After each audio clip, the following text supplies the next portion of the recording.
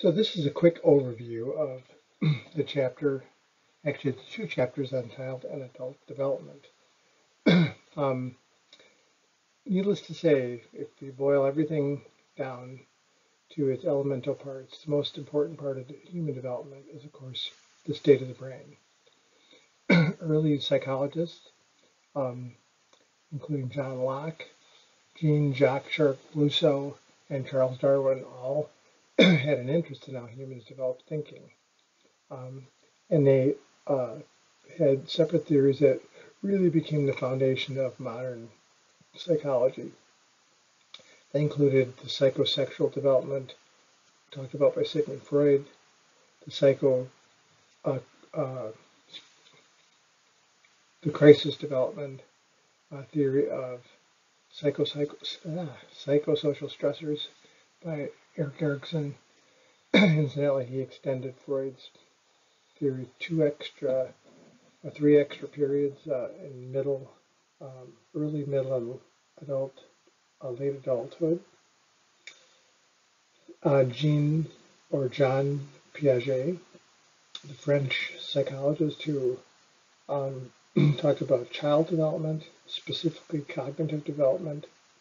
Lawrence Kohlberg, who was at Harvard, who studied moral development in stages. These are all stage theorists, by the way. That is, they see people progressing from, generally speaking, from one stage to the next. And Lev Vygotsky, a Russian developmental psychologist, who looked at the critical nature of the sociocultural matrix that a child grows up in. And lastly, of course, is a group of people, sometimes known as the baby psychologists, but more known as attachment theorists, including John Bowlby, Mary Ainsworth, Benjamin Spock, and Harry Harlow, who talked about the importance of love and bonding in children.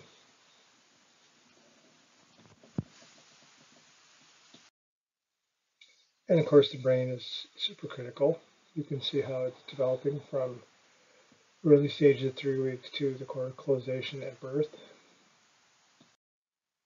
This graph depicts brain development on the top, which explodes in the first 3 or 4 years of life.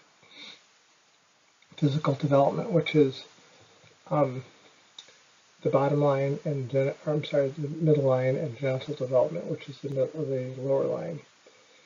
Of course, during adolescence, all three tend to merge together. Essentially, pediatricians and child development specialists look at whether or not a person is developing by the behaviors that they engage in, and use growth charts to demonstrate this. This was a concept developed by Piaget called the schema, starting off with assimilating information and adjusting the brain's architecture through accommodation, and then assimilation and accommodation. Little did he know that this abstract concept was actually what the brain actually does. It modifies and sends out dendrites to connect up as the child develops. And of course, the 4 stages include, Piaget includes sensory motor stage, pre-operational stage, concrete operations, and formal operations. He wasn't that interested, incidentally, in anything but cognitive development, and actually only studied it in his own children. Not by what they could do, but the kind of mistakes that they made. Again, he was a stage theorist. Kohlberg studied moral development. Essentially, children were given a story and asked about the outcome of the story, and depending on their level of moral development, they would give an answer that reflected awareness of different levels of development. So at the first level is on consequences, and the second level was the difference between right and wrong, and the third level was, of course, the most advanced, the post-conventional thinking that saw or looked at how a child not only understands right from wrong, but also the moral imperatives as well.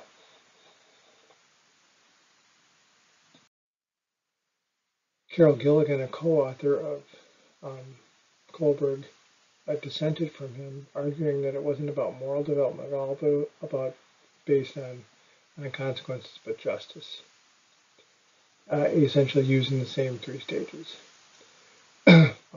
Erikson, on the other hand, extended Freud's into 3 adult stages.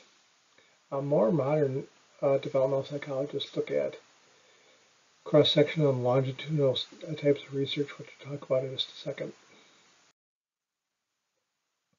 So Erikson's stages included essentially mirroring Freud's first 5 stages, but adding 3 on, including early adulthood, where the child struggles with, or the young adult struggles with intimacy. Middle adulthood, they struggle with generativity, and late adulthood, just trying to leave the world with some ego integrity.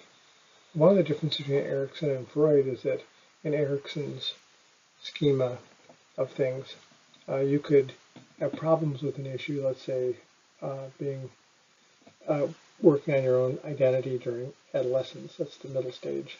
You could still be an adult and be grappling with adult issues as well.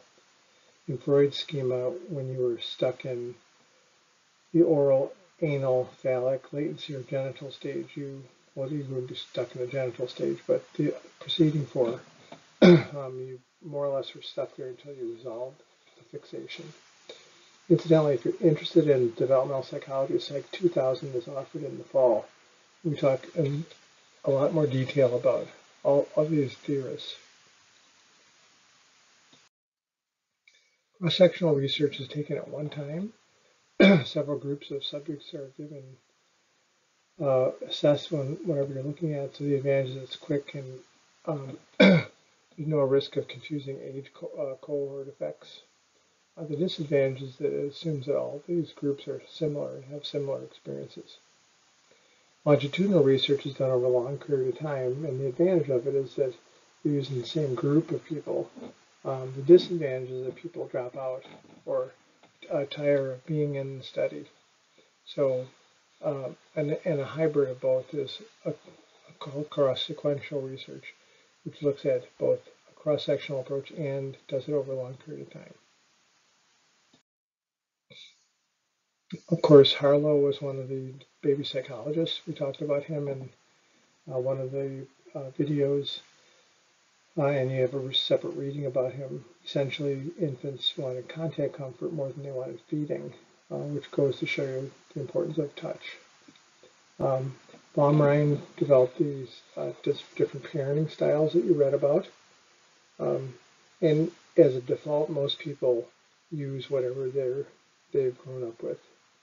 So if you're an authoritarian parent or your parents were authoritarian, odds are that you may use the same style.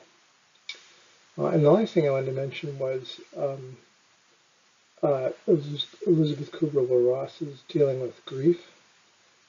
Essentially, going from one stage to the next requires loss. And because of that, people have to go through these stages. First, there's denial, then anger, bargaining, depression, and acceptance. But don't fool yourself that these are a linear process that you go from 1 to 2 to 3 to 4 to 5. Some people go back and forth. If you've ever lost someone, and everyone has, you realize how difficult this is. So there's lots on the developmental content page, including some stuff on adult development, which, by the way, was really never studied until the last 30 or 40 years because more people were concerned about child development than adult development. So that's why it's relatively new. Okay, good luck.